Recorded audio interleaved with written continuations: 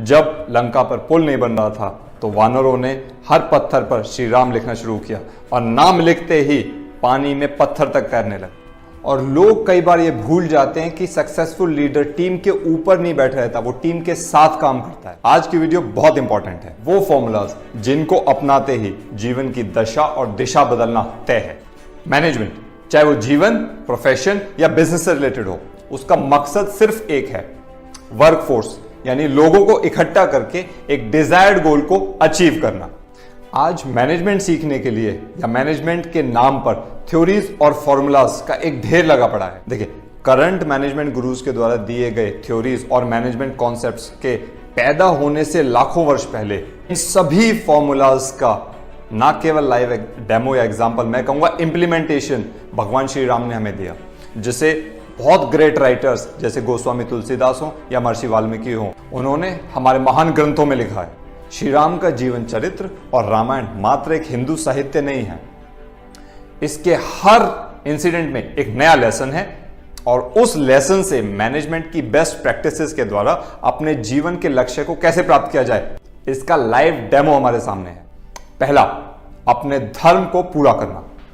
मैं एक बात क्लियर कर दूं, यहां पे धर्म किसी मत, पंथ, संप्रदाय या मठाधीशों से नहीं है। यहां पे धर्म का मतलब श्री राम ने सिखाया अपना कर्म, कर्मण्यवाधिकारस्य मा फलेषु कदाचन, बात गीता में बताई गई, लेकिन लाइव एग्जाम्पल रामायण में ही सेट हो गया था। ये श्री रामचरितमानस से मिलने वाले सबसे बड़े लेसन में से एक है, जहां आज हम अपने जीवन में आने वाले छोटे से ऑब्स्टेकल या एडवर्सिटी के कारण हमारे पैर लड़खड़ाने लगते हैं, वहीं पर श्री राम ने इन सब के बावजूद अपने धर्म को अपने जीवन में पूरा किया। फिर चाहे वो गुरुओं की आज्ञा मान राक्षसों का नाश कर शिष्य का धर्म निभाने की बात हो, या सौतेली मां को दिए गए पिता के वचनों की पूर्ति के लिए वन गमन कर पुत्र धर्म निभाने की बात हो, या वानरराज सुग्रीव को दिए गए वचन के खातिर बाली वध कर उन्हें राज्याभिषेक करके मित्र धर्म के निभाने की बात हो, या दुष्ट रावण का वध कर माता सीता को उसके चंगुल से छुड़ाकर लाने के बाद पति धर्म निभाने की बात हो। इन सब बातों से भगवान राम ने हमें सबसे पहला मैनेजमेंट फॉर्मूला दिया कि मनुष्य जीवन में हाईएस्ट प्रायोरिटी उसके धर्म की पूर्ति है, परफॉर्म द ड्यूटीज। अगला फॉर्मूला है दूरदर्शिता, यानी क्लैरिटी इन योर विजन। और साथ साथ यह भी जरूरी है कि आप उस विजन को अपने साथ करने वाले हर व्यक्ति के साथ शेयर करें। भगवान राम के पास एक क्लियर विजन था, उनका विजन और मिशन था राक्षसों का नाश और मां सीता की वापसी, जिसके लिए बहुत सारे छोटे बड़े प्रोसेसेस को डिफाइन और इंप्लीमेंट किया गया, जैसे वानर भालुओं की सहायता से अपनी एक टीम खड़ी करना, उसके बाद उस टीम को एज अ सर्च पार्टी चारों दिशाओं में भेजना, पता लगने के बाद समुद्र की सहायता से उसके ऊपर एक पुल बनाना और उसके बाद रावण को डायरेक्ट चैलेंज देना। श्री राम की विजन क्लैरिटी के कारण ही उनकी पूरी टीम मां सीता के रेस्क्यू कैंपेन में लग गई। इसी के साथ श्री राम के जीवन से हमें दूसरा मैनेजमेंट फॉर्मूला मिला कि आप किसी भी संगठन का हिस्सा हैं, वेदर इट्स अ फैमिली और योर ऑर्गेनाइजेशन, आपके पास एक क्लियर कट विजन होना चाहिए, उसके बाद उसके लिए एक एक्शन प्लान डिफाइन कीजिए, उसको इंप्लीमेंट कीजिए और रिजल्ट्स या गोल को अचीव कीजिए। एक पॉजिटिव एटमॉस्फेयर को बनाने के लिए सबसे जरूरी है लीडिंग बाय एग्जांपल, और ये इंश्योर जरूर किया जाए कि जो टीम है वो हमेशा मोटिवेटेड है। श्री राम चारों भाइयों में सबसे बड़े थे, उन्होंने अपने छोटे भाइयों के लिए निष्पक्षता, सरलता और अपने प्रण पर अटल रहने का एक आदर्श स्थापित किया। रामायण ऐसे आदर्शों के उदाहरणों से भरी पड़ी है। युद्ध के अंतिम समय में भी इंटेलिजेंस, स्किल, कमिटमेंट और सक्सेस स्ट्रेटेजीज के बहुत सारे एग्जाम्पल श्री राम ने सेट किए, जिससे थर्ड मैनेजमेंट फॉर्मूला उन्होंने दिया, lead by example. Shri Ram धैर्य और श्रेय के सागर थे, उन्होंने अपनी सफलता का श्रेय अपनी टीम और साथियों को दिया। इससे वो हमेशा दूसरों को एनकरेज करते थे और एक ओपन डिस्कशन का वातावरण बनाते थे। लंका के अंतिम युद्ध के समय भी उन्होंने अपने सहयोगियों की बातों को सुना और कई महत्वपूर्ण सुझाव जो उन्हें मिले उनको इंप्लीमेंट किया। उन्होंने कभी अपना कोई डिसीजन दूसरों पर थोपा नहीं। अयोध्या का राजमहल छोड़कर जाते समय भी उन्होंने अपना कोई डिसीजन किसी के ऊपर नहीं थोपा। उन्होंने सीता माँ और लक्ष्मण जी को भी उनके साथ ना जाने के लिए ही आग्रह किया। इससे चौथा मैनेजमेंट फॉर्मूला मिलता है, be a participative leader and don't force your decisions on others. Shri Ram ने अपने जीवन में मर्यादा और नियमों के पालन को सबसे बड़ा महत्व दिया। युद्ध भी वो नियमों के अनुसार लड़ते थे। युद्ध से पहले उन्होंने रावण के पास संधि प्रस्ताव भेजा कि अगर वो माफी मांग ले और मां सीता को इज्जत के साथ श्री राम तक पहुंचा दे तो शायद वो उसको क्षमा कर देंगे। इसके बाद भी जब युद्ध हुआ और रावण एक समय पे श्री राम से लड़ते लड़ते निहत्था हो चुका था, तो उन्होंने वहां भी मर्यादा की एक्सट्रीम स्टेज शो की। उन्होंने उसको जाने दिया और फिर से आर्म्स के साथ आने के लिए कहा। And by doing so he gave us the fifth management formula. Ethics और कोड ऑफ कंडक्ट, ये दो चीजें हमेशा हम याद रखें। श्री राम हमेशा निष्पक्ष रहे। वो अपने मेजर डिसीजंस हनुमान जी, सुग्रीव जी, लक्ष्मण जी और विभीषण जी के साथ शेयर करते थे, लेकिन इसका असर कभी भी एक राजा, प्रजा या सेनापति और सैनिक के संबंधों पे नहीं पड़ा। श्री राम के लिए उनकी सेना का हर सदस्य सामान्य था।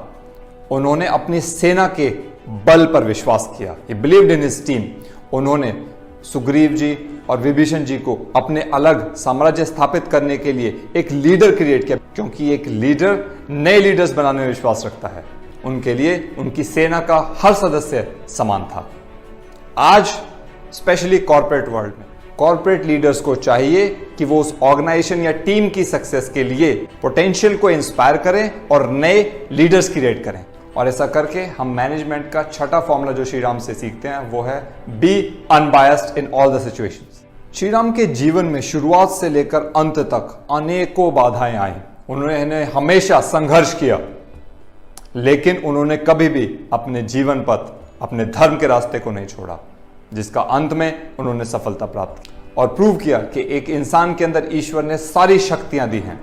बस चाहिए कि हम अपनी इंटेग्रिटी को मेंटेन करें। और यहां से हमें अगला मैनेजमेंट फॉर्मूला मिला कि कैसी भी परिस्थिति आ जाए जीवन में, इंटेग्रिटी को कभी ना छोड़ें। Never compromise on that particular aspect. अक्सर धारणा यह रह जाती है कि लीडिंग इज एवरीथिंग, और लोग कई बार ये भूल जाते हैं कि सक्सेसफुल लीडर टीम के ऊपर नहीं बैठ रहता, वो टीम के साथ काम करता है। भगवान श्री राम ने हनुमान जी, लक्ष्मण जी, विभीषण जी और यहां तक जब लंका पर पुल बन रहा था तो एक छोटी सी गिलहरी के साथ मिलकर के काम किया। आज के लीडर्स को यह समझने की नितांत आवश्यकता है कि सफलता के लिए आपको अपनी टीम के साथ खड़ा होना पड़ेगा, ना कि उनके सर पर, क्योंकि हर एम्प्लॉय यही चाहता है कि उनके साथ एक एंगेज्ड, एक कंट्रीब्यूटिंग लीडर हो, ना कि एक डिक्टेटर उनके सर पे बैठ जाए। इसी के साथ मैनेजमेंट का अगला फॉर्मूला श्री राम से हमें मिला, टीम प्लेयर का। ये टीम प्लेयर आपके परिवार और ऑर्गेनाइजेशन दोनों के लिए आवश्यक है।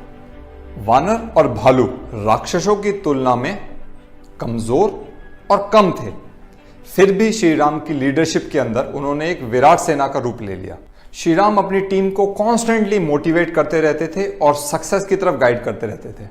जब वानर सेना लंका तक पुल बना रही थी तो पत्थर बार बार पानी में डूब रहे थे। वानर सेना डिसअपॉइंट होने लगी। श्री राम ने उनको एनकरेज किया और यह दर्शाया कि उन्हें अपनी टीम की क्षमता पर पूरा भरोसा है। और उसके बाद जब उन पत्थरों पर श्री राम नाम लिख करके पानी में छोड़ा गया तो वो पत्थर तैरने लगे और एक पूरा पुल भारत से लंका तक तैयार हो गया। आज मार्केट्स और टाइम इतना डायनेमिक हो गया है कि कॉर्पोरेट्स के लिए या किसी भी व्यक्ति के लिए कोई और चारा नहीं है but to adapt to this ever changing scenario. और ऐसे में केवल वही व्यक्ति या लीडर सक्सेस पाएगा जो ये जानता है कि उसको अपने आप को, अपनी टीम को हमेशा मोटिवेटेड और एनकरेज रखना है। ये इक्विपमेंट बहुत जरूरी है आज। असली साहस युद्ध करने में नहीं है, असली साहस है मेंटल स्टेबिलिटी और पेशेंस में। एडवर्स टाइम में भी अगर आप धैर्य बनाए रखते हैं, चाहे वो खुशी है चाहे गम है, अगर आप पेशेंस रख सकते हैं, वो असली साहस है। श्री राम ने अपने जीवन में आए हर परिस्थिति में अपने धैर्य और मानसिक संतुलन को बनाए रखा। ये एक लीडर की क्वालिटी होती है कि जब सिचुएशन ऐसी आ जाए तो वो सच के लिए और अपनी टीम के लिए अपने आप को बड़े से बड़े रिस्क में डाल सके और सच के लिए लड़ाई लड़ सके। अपने पूरे जीवन में श्री राम ने ये करेज की डेफिनेशन हमें सिखाई। श्री राम प्रण को प्राणों से अधिक महत्व देने वाले व्यक्ति थे। उसके लिए चाहे उन्हें कोई भी कीमत चुकानी पड़े, उन्होंने कभी परवाह नहीं की। अपने पिता के दिए वचन और खुद लिए प्रण के महत्व रखने के लिए उन्होंने 14 वर्ष तक का वनवास भोगा। रावण से युद्ध किया, राक्षसों का नाश किया और पूरा जिंदगी संघर्षों में बिताया, लेकिन अपने प्रण को आंच नहीं आने दी। और यहीं से मैनेजमेंट का अगला फॉर्मूला निकलता है, commitment, always stick to them. It's very important for a leader, for a person to stick to their commitments in their life. Sita माता को खोजते हुए श्री राम मां तपस्विनी शबरी के आश्रम तक पहुंचे। मां शबरी भाव विभोर थी, श्री राम के प्रति उनकी श्रद्धा अपार थी। तो उन्होंने अपने झूठे बेर तक उनको चखाया और श्री राम ने प्रेमवश बड़े प्यार से वो बेर खाया। ऐसी एक घटना, जब वानर सेना श्रीलंका तक पुल बना रही थी, तो श्री राम ने एक छोटी सी नन्ही गिलहरी को देखा जो उन भारी भरकम वानरों के बीच में भी अपना छोटा छोटा योगदान उस पुल को बनाने में दे रही थी। श्री राम ने उस गिलहरी का वो पत्थर एक्सेप्ट किया और उसे एनकरेज किया। जीवन का अगला इंपॉर्टेंट लेसन जो श्री राम से हमें मिला वो यही है, नेवर डिस्क्रिमिनेट बिटवीन पीपल और जज देम बाय देयर लुक्स और साइज। जीवन की हर परिस्थिति में कोई कैसी भी बाधा आ जाए, आपको उस परिस्थिति से लड़ने के लिए जो करेज है वो अवश्य मिलेगा केवल श्री राम नाम के जप से। एग्जाम्पल के तौर पर, जब लंका पर पुल नहीं बन रहा था तो वानरों ने हर पत्थर पर श्री राम लिखना शुरू किया और नाम लिखते ही पानी में पत्थर तक तैरने लगे। नेक्स्ट प्रिंसिपल जो बहुत इंपॉर्टेंट है आज के संदर्भ में, respect and protect women and the needy. एक स्त्री के सम्मान को बचाने के लिए एक पक्षी जटायु ने अपने प्राण तक दे दिए। श्री राम ने उस जटायु का सम्मान करते हुए उसका अंतिम संस्कार अपने हाथों से किया। ये बहुत बड़ा संदेश है कि ईश्वर भी आपके एफर्ट्स को मानेगा कि यदि आप किसी भी स्त्री का सम्मान करेंगे, क्योंकि स्त्री जननी है। एक पुत्र ने पिता प्रेम के कारण, वचन पालन के कारण भरे पूरे साम्राज्य को छोड़ दिया। दूसरे भाई ने उसी साम्राज्य को अपने भाई के प्रेम के कारण त्याग दिया। पत्नी ने अपने पति प्रेम के कारण सारी सुविधाओं को छोड़। छोटे भाई ने बड़े भाई के प्रेम के कारण स्वयं को उनके साथ वन के आग में झोंक दिया। ऐसे असंख्य उदाहरणों से ये रामचरितमानस भरी पड़ी है। महत्व संबंधों को देना है, चाहे वो परिवार है या ऑर्गेनाइजेशन। आज के बनते बिगड़ते रिलेशनशिप्स के लिए सबसे बेस्ट एग्जांपल रामायण से मिलता है। दोस्तों, ये एक मेरा छोटा सा प्रयास था श्री राम के चरणों में रामनवमी के दिन। अगर आप सभी को ये वीडियो पसंद आई है तो इसे बाकी साथियों तक शेयर कीजिए और अंत में याद रखें, जीवन का मूल मंत्र संभव है।